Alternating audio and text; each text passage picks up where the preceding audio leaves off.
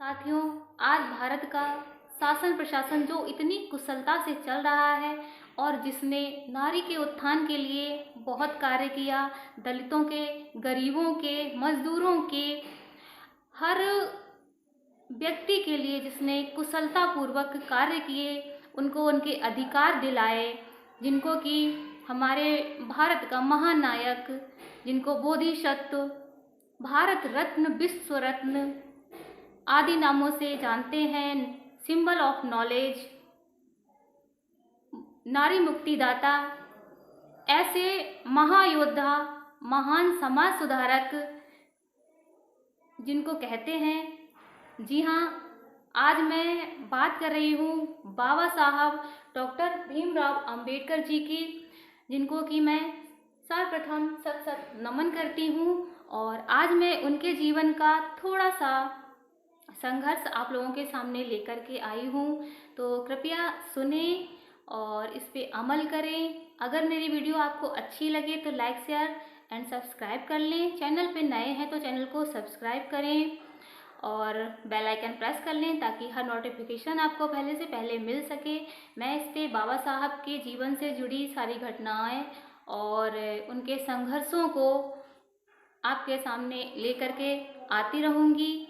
और मेरा ये मानना है कि बाबा साहब ने हमारे ऊपर इतने उपकार किए हैं, इतना कुछ हमें दिया है। जो भी अधिकार बाबा साहब ने हमें दिए हैं, उन अधिकारों को हमें जानना चाहिए और उनको अपने जीवन में उतारना चाहिए। क्योंकि अगर बाबा साहब ने हमें अधिकार दिए, उन्होंने इतने संघर्ष झेले, तब उन्होंने हमें इतने अधिकार दिए हैं। अगर हमें उन अधिकारों का पता ही नहीं होगा तो हम उनको कैसे ले पाएंगे, उनके लिए कैसे लड़ पाएंगे। क्योंकि बाबा साहब ने बोला था, अपने अधिकारों के लिए लड़ो, लड़ नहीं सकते हो तो बोलो, बोल नहीं सकते हो तो लिखो, अगर लिख भी नहीं सकते तो सुनो, सुन भी नहीं सकते तो जो लोग बाबा साहब के संघर्षों के लिए लड़ाई लड़ रहे हैं, उनसे कम से कम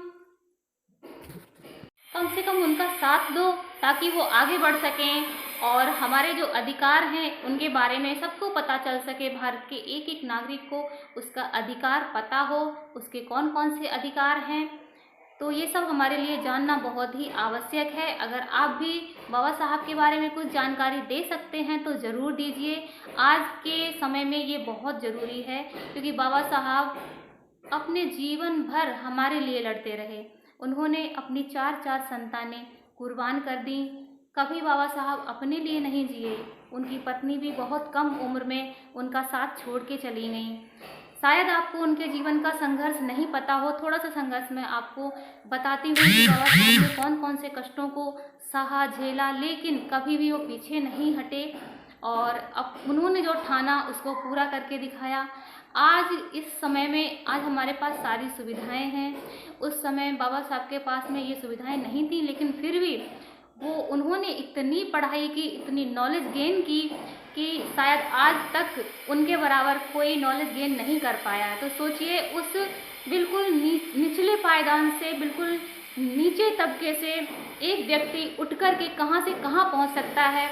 तो हम भी कहीं ना कहीं कुछ ना कुछ कर सकते हैं, लेकिन जब भी कर सकते हैं जब हमें कुछ पता होगा। तो उनके संघर्षों को हमें कुछ तो याद रखना चाहिए। बाबा साहब, जिनका कि नाम बाबा साहब डॉक्टर भीमराव अंबेडकर जी है, इनका नाम जो है, इनके नाम में इनके पिताजी का नाम और इनकी माता का नाम भी जुड़ा है। इनके पिताजी का नाम था रामजी शकपाल और इनकी माता का नाम था भीमाबाई। इनका जन्म मध्य प्रदेश में रत्नागिरी में हुआ था। इनके 14 भाई बहन थे। 14 भाई बहनों में ये सबसे छोटे थे। इनके पिताजी ब्रिटिश सरकार में सूबेदार की जॉब पर कार्यरत थे। इनकी माता भीमाबाई बहुत ही सुलझी हुई और समझदार महिला थी।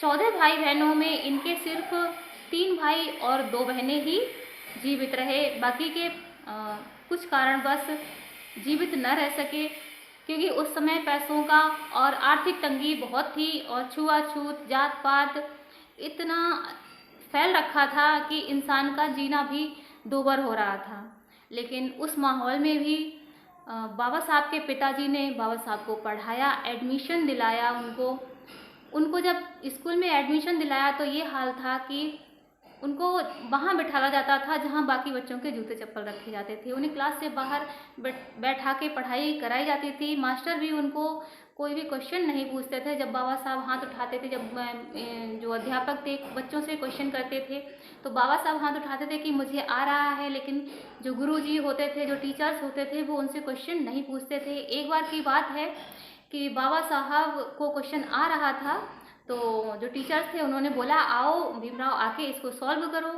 तो बाबा साहब जब वो ब्लैक बोर्ड की तरफ बढ़े, तो सारे बच्चे एकदम से चिल्ला उठे और ब्लैक बोर्ड की तरफ भागे, क्योंकि वहाँ पर उन बच्चों के टिफिन बॉक्स रखे थे, उनका खाना रखा था। तो उन बच्चों को इतना डर था कि बाबा साहब की परछाई से कहीं वो उनका खाना अपवित्र अशुद्ध ना हो जाए। तो बच्चों ने वो टिफिन थे सारे हटा लिए और गुरुजी से, अपने टीचर से बोला, अरे गुरुजी ये क्या कर रहे हो, वो एक अछूत है और वो ब्लैक बोर्ड को छुएगा। तो इतना संघर्ष छोटी उम्र में बाबा साहब ने झेला, लेकिन वो कभी रुके नहीं। पानी पीने का अधिकार नहीं था, घड़े से पानी नहीं पी सकते थे। जो स्कूल का चपरासी होता था वो ऊपर से पानी डाल के बाबा साहब को पिलाता था। बाबा साहब कई बार पूरे भीग जाते थे। और जब पियोन स्कूल नहीं आता था, स्कूल का चपरासी छुट्टी पर होता था, तो उन दिनों में बाबा साहब पूरा पूरा दिन प्यासे रहते थे। बाबा साहब ने अपनी पुस्तक वेटिंग फॉर अ वीज़ा में लिखा है, नो पियोन नो वाटर, यानी जिस दिन पियोन नहीं आएगा उस दिन पानी नहीं मिलेगा। बाबा साहब पूरा पूरा दिन प्यासे रहते थे। एक दिन जब उन्हें बहुत प्यास लग रही थी, तो उन्होंने घड़े से खुद से जाके चुपके से पानी पी लिया। तो कुछ लोगों ने उन्हें देख लिया और उनकी बहुत पिटाई की। सोचिए उस छोटे बच्चे को कितना मारा, सिर्फ पानी पीने के लिए, एक घड़े को छूने के लिए। यहाँ तक ये हाल था कि एक बार कि वो एक रिक्शे में बैठ गए थे, तो उनको रिक्शे वाले ने जब ये जाना कि ये महाजाति से है, तो उनको रिक्शे से धक्का मार के नीचे गिरा दिया और उनसे दुगना किराया लिया। एक बार की बात है, जब बाबा साहब बाल कटाने के लिए नाई के पास गए, तो नाई ने उन बाबा साहब से उनकी जाति पूछी। बाबा साहब ने बोला कि मैं महार हूँ। तो उस नाई ने भी बाबा साहब के बाल काटने से मना कर दिया, उन्हें उल्टा सीधा बोल के वहाँ से भगा दिया। तो बाबा साहब घर पे आके अपनी बहन से, अपनी माँ से बोलते हैं कि माँ हमारे साथ ही ऐसा क्यों होता है। तो उनकी बहन ने उनके घर पे ही बाल काटे और उनको समझाया कि ये सब हमारे साथ शुरुआत से ही होता चला आ रहा है। बाबा साहब की माँ उन्हें समझाती थी कि ये इनकी कोई किताब है, उसमें ये सब लिखा है कि हम लोग अछूत हैं, छोटी जाति के हैं, हमें अच्छा खाना खाने की, अच्छे कपड़े पहनने की, शुद्ध पानी पीने का, ये सब अधिकार हम लोगों को नहीं है। उस समय में ये हाल था कि जो भी दलित हुआ करते थे, अछूत हुआ करते थे, तो उनके गले में एक हांडी लटका दी जाती थी और पीछे एक झाड़ू बांध दी जाती थी, ताकि वो जो थूकें तो उनका थूक उसी हांडी में गिरे, उससे ज़मीन अपवित्र ना हो। और जो झाड़ू पीछे बंधी रहती थी, तो जब वो चलते थे तो उनके पैरों के निशान जो बनते हैं वो मिटते जाते थे। और ज़्यादातर ये था कि दलितों को दिन में नहीं निकलने दिया जाता था। और जहाँ पर भी वैसी बस्तियाँ होती थी बड़े लोगों की, जो जो मतलब अपर कास्ट के लोग थे, तो वहाँ से दलितों को गुजरने की इजाज़त नहीं थी। बहुत ही छुआछूत का माहौल था। बाबा साहब का परिवार काफ़ी गरीब था, कभी उन्हें खाना दोनों टाइम मिल जाता था, कभी नहीं भी मिलता था। बाबा साहब ने बहुत ही गरीबी के दिन, गरीबी तो थी, लेकिन ये जो छुआछूत थी, ये कहीं ना कहीं बाबा साहब के मन में घर कर गई। बाबा साहब ने सोचा कि मैं बस पढ़ूंगा और पढ़ के आगे बढ़ूंगा। एक बार की घटना है, बाबा साहब इन घटनाओं से बहुत ही दुखी हो गए, तो उन्होंने सोचा कि मैं घर छोड़ के भाग जाता हूँ। तो बाबा साहब ने मुंबई जाने के लिए, किराए के लिए अपनी ताई या चाची जो भी रही होंगी, तो उनके पास से पैसे चुराने की कोशिश की। उन्होंने 2-3 दिन तक कोशिश की, तीसरे चौथे दिन उनके हाथ में वो बटुआ लग गया। तो बाबा साहब ने जब उसको खोला तो उसमें सिर्फ आधा आना था। उस आधे आने को देखकर बाबा साहब बहुत दुखी हुए और ये सोचा बाबा साहब ने कि ये मैं क्या करने जा रहा था। उसी वक्त बाबा साहब ने ये ठाना, अपने मन में ये दृढ़ संकल्प किया कि आज के बाद मैं घर छोड़ के नहीं भागूंगा, मैं पढ़ाई करूंगा, बड़ा आदमी बनूंगा और अपने परिवार का और अपने समाज का जो आर्थिक स्थिति है इसमें मैं सुधार लाऊंगा। इसको सुधारने की पूरी पूरी कोशिश करूँगा। बाबा साहब पढ़ाई में जुट गए, दिन रात बाबा साहब पढ़ाई करते थे। इतने शार्प माइंड थे बाबा साहब, इतने इंटेलिजेंट थे, जो भी एक बार पढ़ लेते थे दोबारा भूलते नहीं थे। उन्होंने हर क्लास को बारी बारी से पास किया। उनके सामने बहुत सारी कठिनाइयाँ आईं, लेकिन बाबा साहब कभी पीछे नहीं हटे, आगे बढ़ते गए। उन्होंने 5वीं की क्लास पास की। उस समय में ये हाल था कि हाँ, जो दलित जाति के लोग होते थे, अछूत जिन्हें बोलते थे, उसमें किसी ने भी 4वीं क्लास पास नहीं की होती। लेकिन बाबा साहब ने धीरे धीरे करके 5वीं क्लास पास की, हाई स्कूल किया। वो मुंबई चले गए, मुंबई में उन्होंने हाई स्कूल इंटर पास की। उसके बाद में वहाँ के एक राजा थे गायकवाड़, तो जो बाबा साहब उनके एक गुरुजी थे कैलुस्कर गुरुजी, वो उनसे काफ़ी प्रभावित थे। वो उनको अपने घर भी ले जाते थे, खाना भी खिलाते थे और बाबा साहब को प्रोत्साहित करते थे कि भीमराव तुम्हें बहुत बड़ा आदमी बनना है, तुम्हें अपने समाज को सुधारना है। काफ़ी उन्होंने हेल्प की कैलुस्कर गुरुजी ने। एक बार बाबा साहब पार्क में बैठे थे और वो पढ़ रहे थे, तो वो अक्सर उस पार्क में बैठ के पढ़ते थे। कैलुस्कर गुरुजी थे, उन्होंने कई दिनों तक बाबा साहब को जब वहाँ पर पढ़ते हुए देखा, तो उन्होंने बाबा साहब के पास आए और पूछा कि बेटा तुम यहाँ पर बैठ के क्यों पढ़ते हो, यहाँ पर तो रास्ता चलती है, काफ़ी शोर होता है और मैं तुम्हें देखता हूँ कि तुम बड़े ही ध्यान से पढ़ते हो। तो बाबा साहब ने बोला कि ये शोर मेरे लिए कोई मायने नहीं रखता, मैं कहीं भी बैठ करके पढ़ सकता हूँ। उनकी इस लगन को देखकर कैलुस्कर गुरुजी ने उन्हें भगवान बुद्ध, तथागत बुद्ध की जीवनी की एक बुक उनको भेंट की और बोले कि इसको पढ़ना। इसमें बुद्ध का जीवन है सारा, किस तरह से बुद्ध ने क्या किया, कैसे, वो सारी कहानी, और वो खुद उनकी कैलुस्कर गुरुजी की खुद ही लिखी हुई थी। तो बाबा साहब ने वो किताब जो थी अच्छे से पढ़ी और कैलुस्कर गुरुजी ने बहुत साथ दिया बाबा साहब का। तो बाबा साहब इस तरह से अपने जीवन का संघर्ष में लगे रहे। इंटर करने के बाद में कैलुस्कर गुरुजी ने उनको गायकवाड़ जो वहाँ के राजा थे तो उनसे मिलवाया। जो राजा थे उन्होंने उनको स्कॉलरशिप दी, विदेश जाने का जो मौका मिला था वो उन्हीं की बदौलत मिला था। बाबा साहब को स्कॉलरशिप मिली, उससे उन्होंने वहाँ से बीए की, क्योंकि बाबा साहब के जो पिताजी थे रामजी सकपाल, उनके पास अब इतना पैसा नहीं था कि बाबा साहब को आगे पढ़ा सकें। उनकी जो स्थिति थी वो काफ़ी बिगड़ चुकी थी, क्योंकि बाबा साहब की जो माँ थी वो महज 5 वर्ष के जब थे बाबा साहब भीमराव अम्बेडकर, तभी उनका स्वर्गवास हो गया था। उसके बाद से उनका पालन पोषण उनके पिताजी ने काफ़ी अच्छे से किया धीरे धीरे। और उनकी माँ की उनके पिता की दूसरी शादी हुई जिनका नाम की जीजाबाई था। फिर उनके भाई बहन सारे बड़े हो गए, सबका खर्चा इस तरह से जो है परिवार काफ़ी बड़ा हो गया। और रामजी सकपाल के पास अब उतने पैसे नहीं थे कि बाबा साहब को बीए करा सकें। तो वो जो स्कॉलरशिप सुनिश्चित हुई थी उससे बाबा साहब ने बीए किया। बीए ग्रेजुएशन करने के बाद में बाबा साहब को आगे पढ़ना था। तब जो वहाँ के राजा थे साहू जी महाराज, उन्होंने उनको स्कॉलरशिप दे करके उनको लंदन भेजा। वहाँ से बाबा साहब ने पीएचडी की। पीएचडी करने बाबा साहब 21-21 घंटे पढ़ते थे। बताते हैं कि 8 साल का कोर्स बाबा साहब ने सिर्फ 2 साल और कुछ महीनों में ही कंप्लीट कर लिया था और वहाँ से पीएचडी की डिग्री लेके आए। दोबारा एक बार फिर बाबा साहब वहाँ पर पहुँचे। अमेरिका से उन्होंने कोलंबिया से पढ़ाई की, लंदन से पढ़ाई की। बाबा साहब ने 32 डिग्रियाँ ली। 9 भाषाओं का उन्हें ज्ञान था, जबकि उनको संस्कृत पढ़ने से रोका गया था। इस भारत में जब वो संस्कृत पढ़ना चाह रहे थे तो उनको संस्कृत नहीं दी थी। बोला गया था उनसे कि संस्कृत तेरे लिए नहीं है, अछूतों के लिए नहीं है संस्कृत, इसको सिर्फ एक ब्राह्मण ही पढ़ सकते हैं। तो बाबा साहब ने पर्शियन पढ़ी। उसके बाद बाबा साहब ने संस्कृत को भी पढ़ा। तो बाबा साहब को 9 भाषाओं का ज्ञान था। सोचिए, 9 भाषाओं का ज्ञान उस इंसान ने प्राप्त किया। 32 डिग्रियां प्राप्त की, पीएचडी, बीएड, वो डीएलएड, इतनी सारी डिग्रियां की, शायद हर किसी को उनकी डिग्रियों का पता भी नहीं होगा।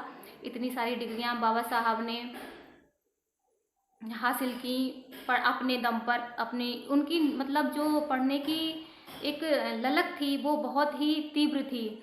वो 21-21 घंटे पढ़ते थे, दिन हो या रात हो, उनको इससे कोई मतलब नहीं था, वो सिर्फ पढ़ते ही रहते थे। जब वो घर पे भी पढ़ाई करते थे तो कई बार रमाबाई जो थी वो एक कमरे में गेट बंद करके और पढ़ाई करते थे। तो रमाबाई खाना खाने के लिए बाबा साहब के लिए खाना लेके आती थी, और कई बार गेट खटखटाते खटखटाते ऐसे ही वापस चली जाती थी कि बाबा साहब अपनी पढ़ाई में इतने तल्लीन हो जाते थे कि उन्हें नहीं ध्यान रहता था कि कोई गेट पे है या कोई उनको बुला भी रहा है, क्योंकि उनका पूरा पूरा ध्यान जो था सिर्फ पढ़ाई में रहता था। तो माता रमाबाई कई रातों भूखे ही सो जाती थी, क्योंकि जब बाबा साहब भोजन नहीं करते थे तो माता रमाबाई भी भोजन नहीं करती थी। तो बाबा साहब ने इतने संघर्षों को झेला। उसके बाद बाबा साहब हमारे भारत के पहले कानून मंत्री बने। उसके बाद में लास्ट में उन पर ये जिम्मेदार, हमारा भारत आज़ाद हुआ तो इसका संविधान लिखने का मौका आया। तो उस समय उस जो कमेटी बनाई गई, उसमें संविधान लिखने के लिए एक जिम्मेदारी कि किसको दें, कौन संविधान लिखेगा। तो सब लोगों ने ये विचार बनाया कि संविधान जो है बाहर से किसी को बुला लेते हैं और वो संविधान हमारा बना के तैयार करेगा। लेकिन बाबा साहब अम्बेडकर इतने पढ़े लिखे थे, तो फिर बाबा साहब को चुना गया कि जब हमारे देश में इतने पढ़े लिखे, इतने विद्वान मौजूद हैं, तो हम लोग बाहर से किसी को नहीं बुलाएंगे। और बाबा साहब ने फिर अपने देश का कॉन्स्टिट्यूशन, संविधान लिखा, और सारे देशों का उन्होंने कॉन्स्टिट्यूशन पढ़ा पहले, और उसमें से एक एक चीज़ चुन के उन्होंने अपना संविधान बनाया। अपना जो संविधान है वो बहुत ही सुंदर है। हर किसी को अपना अपना अधिकार किस तरह से दिलाना है, दलितों के उद्धार के लिए, महिलाओं के उद्धार के लिए, और मतलब हर भारत के हर नागरिक को किस तरह से रहना है, क्या उनके अधिकार हैं, वो किस तरह से उन्हें हासिल करने हैं, सारा कुछ बाबा साहब ने इस संविधान में इतने सुंदर ढंग से संजोया है कि अगर कोई संविधान पढ़ लेता है तो वो ये कहेगा कि बाबा साहब वाकई में बहुत बहुत बहुत महान थे, कि जिन्होंने इतना सुंदर संविधान बना करके तैयार किया है। तो आज की वीडियो में बस इतना ही। अगर आपको वीडियो अच्छी लगी हो तो please like, share and subscribe करें। अगले वीडियो में फिर मैं कुछ नया लेके आऊँगी। नया कुछ नहीं, बाबा साहब का बस उनका जीवन संघर्ष, उन्हीं की लिखी हुई सारी चीज़ें जिन्हें हम बस थोड़ा सा पढ़ते हैं, जानते हैं और आप सबको बताना चाहते हैं, और सबको इसको जानना बहुत बहुत बहुत ज़रूरी है। बाबा साहब की जयंती आने वाली है, तो अगर जयंती जब हम मनाने जाते हैं तो हमें इतना तो पता होना चाहिए कि बाबा साहब ने कौन से संघर्ष झेले, बाबा साहब ने क्या क्या किया हमारे लिए, कौन से अधिकार बाबा साहब ने हमारे लिए संविधान में लिखे हैं। तो मैं आपके लिए बहुत ही प्यारी प्यारी सी वीडियो बना करके लेके आऊँगी, जिससे आपको बहुत ही सिंपल और सरल भाषा में, क्योंकि जो ज़्यादा कॉम्प्लिकेटेड वीडियो जो हो जाती हैं बाबा साहब की, उसको हर इंसान नहीं समझ सकता। तो मैं बहुत ही सिंपल वे में आपको समझाने का प्रयास करूंगी कि बाबा साहब ने हमारे लिए क्या क्या किया, और कॉन्स्टिट्यूशन में से वो शब्द, हमारे जो मौलिक अधिकार हैं, जो हमारे कर्तव्य हैं, और जो हिंदू कोड बिल है जो कि महिलाओं के लिए बना है, महिलाओं के क्या अधिकार हैं, वो सारा कुछ मैं आपको एकदम सिंपल भाषा में समझाऊंगी।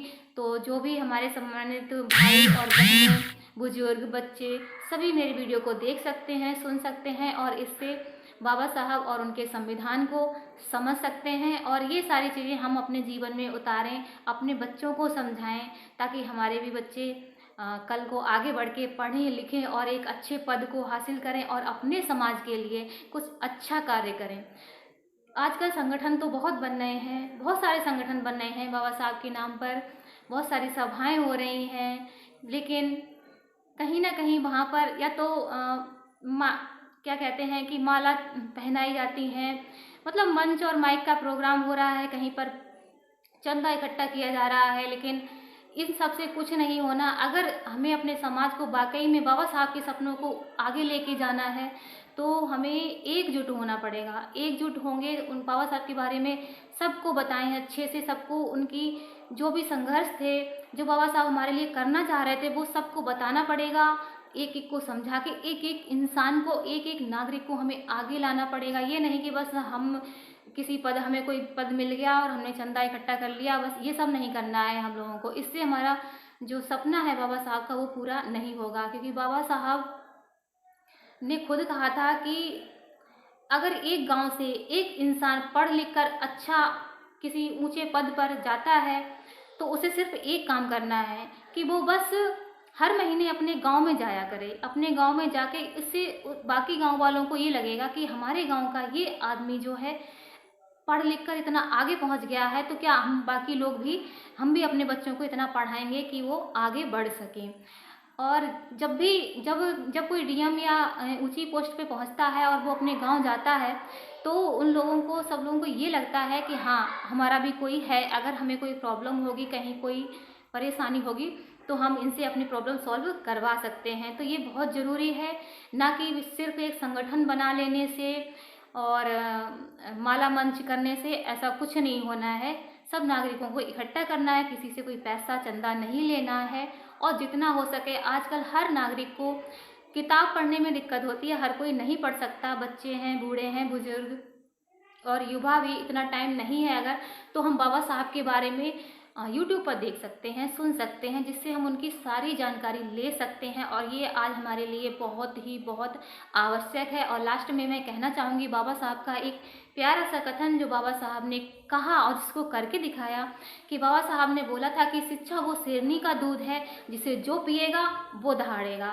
और बाबा साहब ने उस शेरनी का दूध इतना पिया कि कॉन्स्टिट्यूशन लिख डाला और भारत के ही नहीं, विश्व रत्न बाबा साहब कहलाए। भारत रत्न का जो उन्हें पुरस्कार मिला, लेकिन उनको बहुत बाद में, बाबा साहब की जब डेथ हो गई थी सन 1956 में, बाबा साहब जो थे हम सब लोगों को छोड़कर चले गए। तब तक बाबा साहब की इतना किसी को पता नहीं था, इतना नहीं प्रचार प्रसार हुआ था। उसके बाद में कई सालों बाद बाबा साहब को शायद 1990 के लगभग बाबा साहब को ये भारत रत्न नवाजा गया। अगर ये उनको जीवित रहते हुए मिलता तो कितना कितना मतलब खुश होते बाबा साहब। लेकिन चलो, मिल गया वही बहुत है। लेकिन हम लोग तो कम से कम बाबा साहब को ना भूलें, उनके हर संघर्ष, उनकी हर जो उन्होंने झेला, जो हमारे लिए किया, सबको हमें याद रखना है। और बस इतना ही यहीं वीडियो मैं ख़त्म करती हूँ, क्योंकि वीडियो काफ़ी लंबी हो जाएगी। और आप सभी सम्मानित साथियों को मेरा जय भीम, नमो बुद्धाय। फिर मिलते हैं अगले वीडियो में बाबा साहब की कुछ नई कहानी लेकर के। तब तक के लिए टेक केयर, बाय, जय भीम।